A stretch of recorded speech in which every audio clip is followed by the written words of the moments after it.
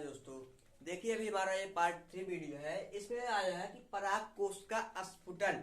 इसमें हम पढ़ेंगे कि जो परागकोश होता है इसका स्फुटन कैसे होता है, कितने प्रकार में होता है। ठीक है, तो अभी हम पढ़ेंगे जो परागकोश होता है। परागकोश, ये जो परागकोश होता है ये जब क्या होता है पूर्ण रूप से क्या होता है तैयार हो जाता है। जब ये परागकोश पूर्ण रूप से तैयार हो जाता है तो जो इसकी भित्तियां होती है ये संयोजी उत्कोश जुड़ा होता है, और जो इसकी आज पास पास में आज साइड साइड में जो भित्तियां होती हैं ये टूटने लगती हैं। ये क्या करती हैं?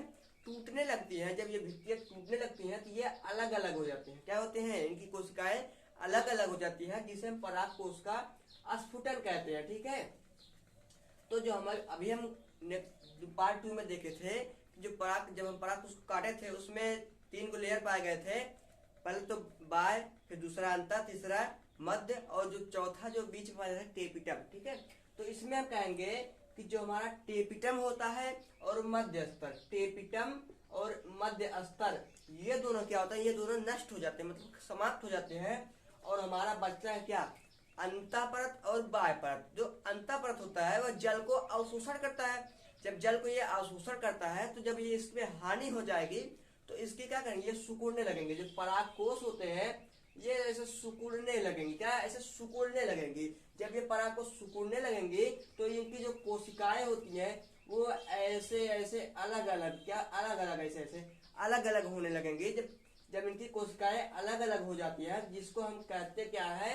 परागकोश का स्फुटन कहते हैं। क्या कहते हैं? परागकोश का स्फुटन कहते हैं। जिससे होता क्या है कि जो परागकण होता है जब ये टूट जाएगा तो जो परागकण होता है ये बाहर निकल आते हैं। क्या होते हैं? ये बाहर निकल आते हैं, जिसे हम परागकोश का स्फुटन कहते हैं। अभी हम समझेंगे कि जो परागकोश का स्फुटन होता है वह कितने प्रकार से होता है। कहेंगे कि जो परागकोश का स्फुटन होता है निम्न 4 प्रकार से होते हैं। देखेंगे अभी कि परागकोश का स्फुटन कितने प्रकार से होता है। देखेंगे इसमें कि जो परागकोश के स्फुटन होते हैं वह कितने प्रकार से होते हैं। तो कहेंगे हम परागकोश का जो स्फुटन होता है वह निम्न 4 प्रकार से होता है। पहला जो होता है हमारा लंबवत। लंबवत क्या होता है कि जब हमारा परागकोश होता है तो ये परागकोश में क्या होता है? ऐसे लंबाई में से सीधे सीधे में क्या होता है? सीधे सीधे में टूट जाता है। कैसे होता है? सीधे सीधे में टूटता है या स्फुटन होता है, उसको हम कहते हैं लंबवत। उसको क्या कहते हैं? लंबवत परागकोश का स्फुटन। परागकोश का लंबवत स्फुटन हो गया। ठीक है, अब हम दूसरे नंबर पे चलेंगे। हमारा कि जो आता है दूसरे नंबर पे हमारा कि अनुप्रस्थ। अनुप्रस्थ क्या होता है कि अनुप्रस्थ स्फुटन क्या होता है। ठीक है, तो यहाँ पर देखेंगे जो परागकोश होता है तो परागकोश में जो अनुप्रस्थ मतलब बेड़े। ठीक है, तो ये हमारा इस प्रकार से ऐसे टूटता है, ऐसे। ठीक है, जो परागकोश होता है परागकोश का क्या होता है? ऐसे लंबवत, मतलब कि लंबवत अनुप्रस्थ में टूटता है। ठीक है, बेड़े पाई में टूटता है। ठीक है, अभी हम जान लिए। अब जो हमारा तीसरा होता है जिसको हम बोलते हैं रंध्रक। परागकोश का रंध्रक स्फुटन किसे कहते हैं? मतलब 4 प्रकार होते हैं ना। तो जो रंध्रक होता है, जो परागकोश होता है, तो परागकोश में रंध्रक, जैसे आप किसी को गोली मारते हैं जब, तो एक ऐसे छिद्र के आकार में निकल जाता है। ठीक है, तो ऐसे भी यहाँ पर ऐसे टूटता है, फिर यहाँ पर ऐसे टूटता है, यहाँ पर ऐसे टूटता है। ठीक है, मतलब एक छिद्र के आकार, जिसे हम रंध्रक कहते हैं।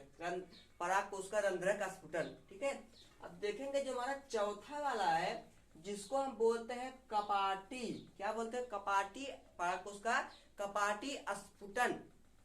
तो इसमें क्या होता है? परागकोश में जो ऐसे कपाट की तरफ फूटता है। कैसे होता है? ये कपाट की तरह होता है, मतलब जैसे बम कहीं जाता है, जब फटता है पूरा वैसे फट जाता है ना, तो ये कपाटी की तरह से पूरा ऐसे ऐसे फट जाएगा, ऐसे कपाट की तरह बन जाता है, जिसे हम बोलते हैं परागकोश का कपाटी स्फुटन। ये हमारा पार्ट 3 वीडियो है। अभी पार्ट 2 में बताया गया था कि परागकोश का संरचना में क्या होता है।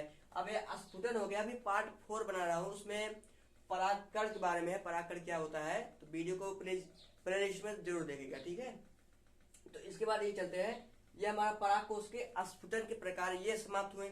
अभी हम आगे चलेंगे कि परागकण क्या होता है नेक्स्ट वीडियो में। ठीक है।